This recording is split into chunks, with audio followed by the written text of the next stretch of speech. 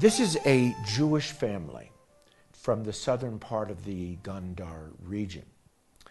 They have suddenly come to this city because of a serious and severe problem present in this country. Christian anti-Semitism and anti-Semitism in general is endemic and has been endemic. It's been pervasive since the 3rd and 4th century AD. Even to this very moment, to this very day, Jewish people are being accused of the evil eye, various libels against our people that we've also seen in Europe, the same ones, really similar. And this particular family recently suffered. Birhan here, who is the father, is the finest blacksmith in the entire region.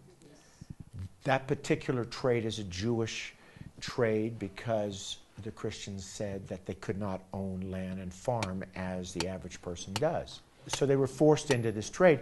Now he has become the finest. All of the farmers, the Christians, the Muslims, bring their plows, buy their knives, anything having to do with metal. Unfortunately, he was recently accused by a fellow villager, a neighbor, of having the evil eye, that he looked at his son and caused him to become sick. Everybody believed it, and as a result, they were going to kill him and his family. And they had to flee, leaving everything, all of their possessions, animals. Suddenly, in the middle of the night, they fled to this city, Gondar. The accusation followed them in. And in fact, Rekebna, who was our executive director, took them in, and then the police called her because they said, "Why are you taking in the evil eye?" And she, of course, advocated strongly. She's a prominent figure here politically and socially, and she advocated for them, and she vouched for them. And so they are here today, just one of thousands and thousands of cases existing in this country. Our people suffer here. Ibirhan, in your own words, tell me, why are you and your family here in this city? I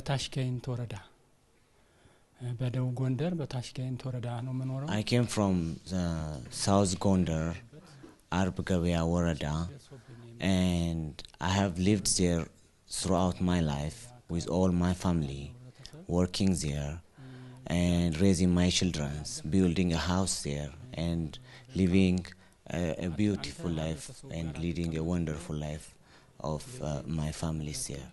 But people started accusing me of being a Buddha, evil eye, and they started saying, "You eat people, so you better get out of here." So they brought a gun and they forced them to leave, otherwise they'll shoot them down. So they destroyed the houses, and he cannot get any time to get his property and anything.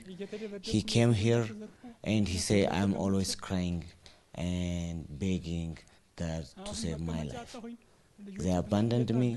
They kicked me out of the place that I have been forever, and now I am nowhere in the city of Gondar without anything and any money to raise.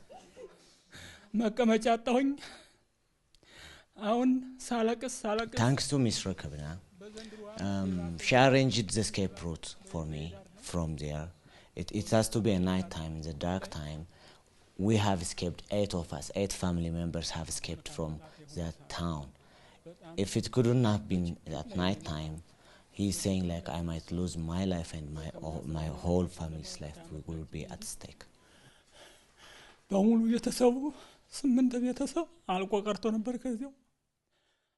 thing is, the accusation started, if any person dies in my village, whether they drank any poison, whether they get sick or anything, they always accuse me of saying, "You are the one who kills them." They blame the Jews. They blame the Jews, and especially him. And then... Wait a minute, why this particular man? Because they consider him a Jew, they consider him an evil eye, a Buddha. No. So, but there are other Jews. Why this particular man? ሌሎቹንስ እንደዚህ ያደርጋሉ ወይ? ይላሉ እኔ ግን ከተማው ብቻዬን ስለሆንኩኝ እኔ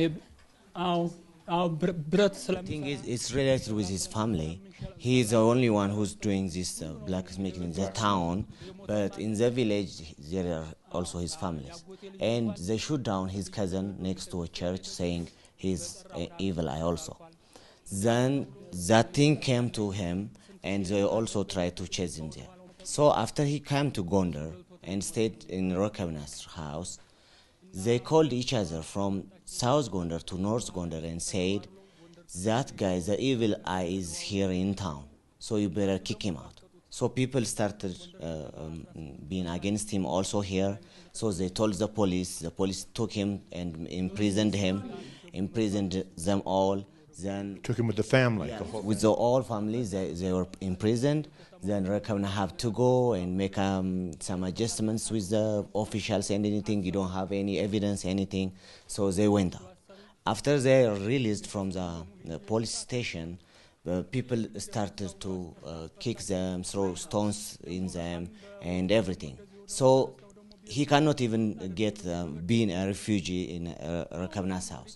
So he had to flee again to somewhere that nobody can recognize. So now they are just traveling from a place to a place.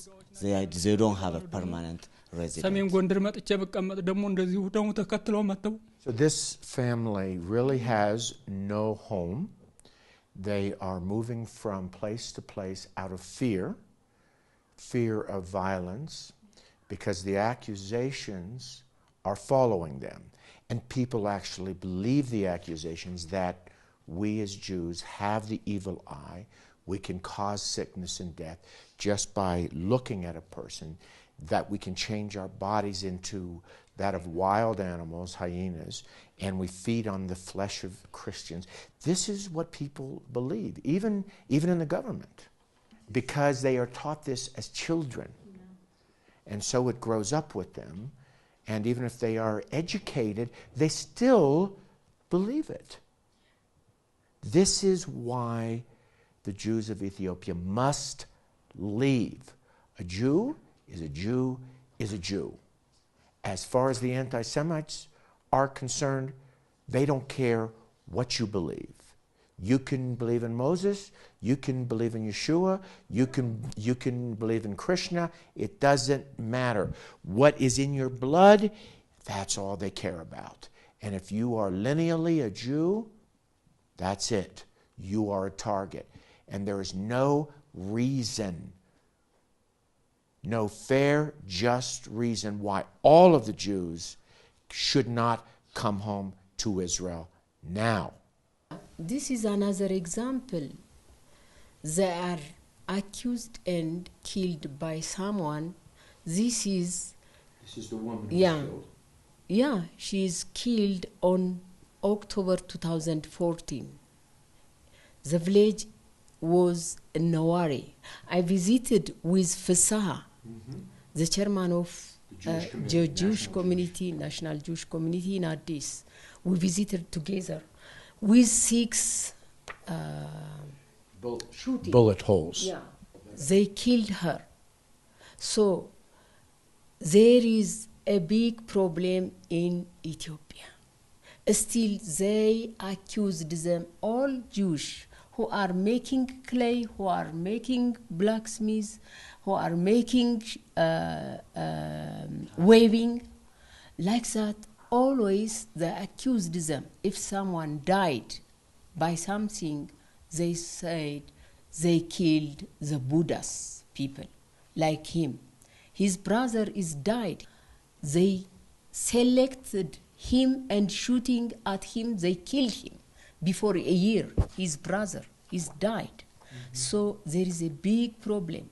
And also when I bring them, they accused me, all the police, even the police, they call me, why you bring these evil eye people in Gondar from Tashkent here?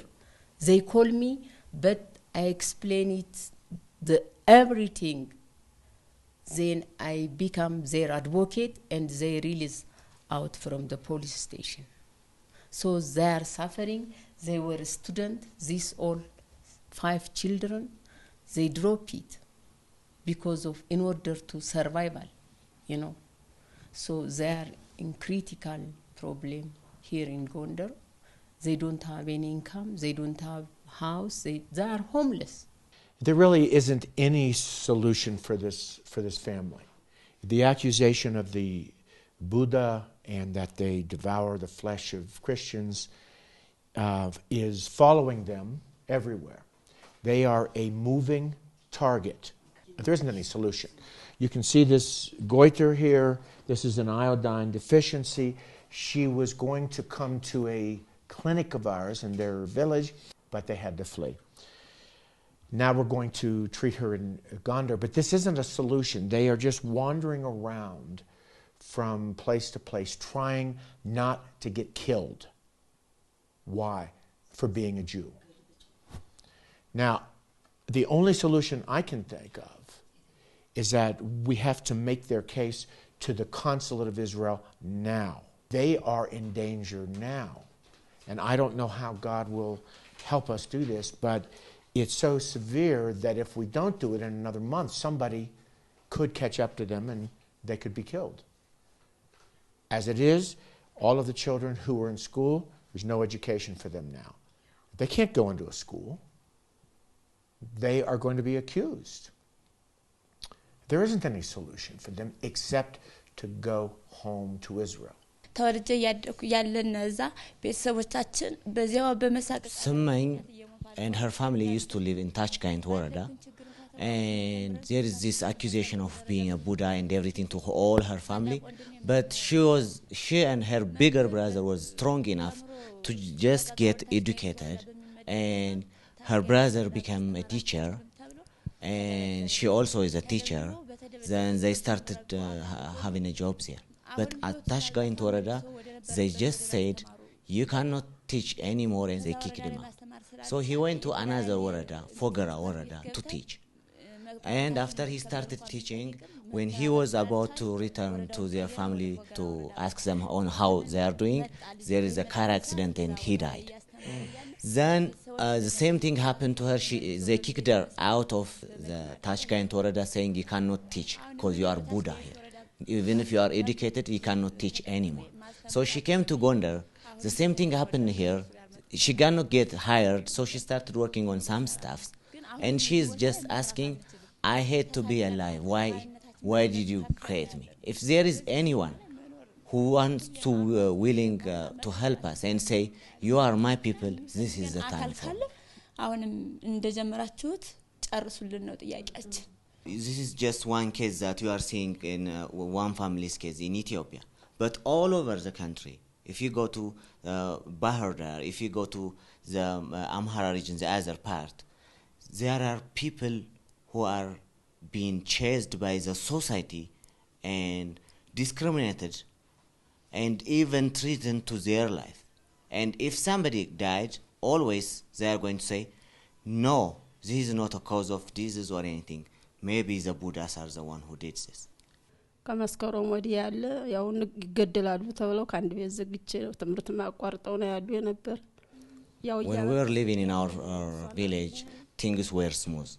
Then but last September they started to be very aggressive and started throwing stones and threatening them for their life and everything. And finally they started robbing their home. And when things went to the highest level, they threatened them, saying like, 2 of the bigger boys, we are going to execute them or slaughter them, and we are going to kill your husband, was the warning for her always.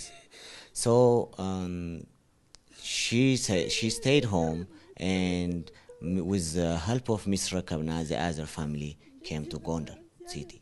Then she stayed there to get her property and everything. But then she heard about them here, following them from Tashkent to Gondar city, and they were in jail and everything. So she came also here.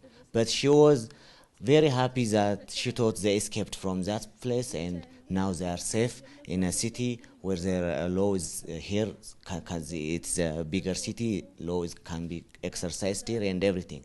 And she thought it is safe, but things are getting much worse and worse here. So I don't know what to do. And before they get slaughtered, may God do something for me and for my family. The laws of the land concerning murder and violence apply to everybody except the Jews if they are accused of the Buddha, the evil eye, that they have attacked Christians, that they've changed their bodily form into that of an animal. Even the police, the government, they turn a blind eye. They say, well, this is what the society believes, so there is no penalty, there is no justice for them at all. It's a very difficult situation. This is just one case, and you're seeing it up close and personal. The MJAA is going to step in. We will take care of this family, and we will advocate for this family. I don't know what it's going to cost, $10,000 a year. I couldn't tell you, and I don't know. Only with God's help will this family get back home. We are going to do what we can now.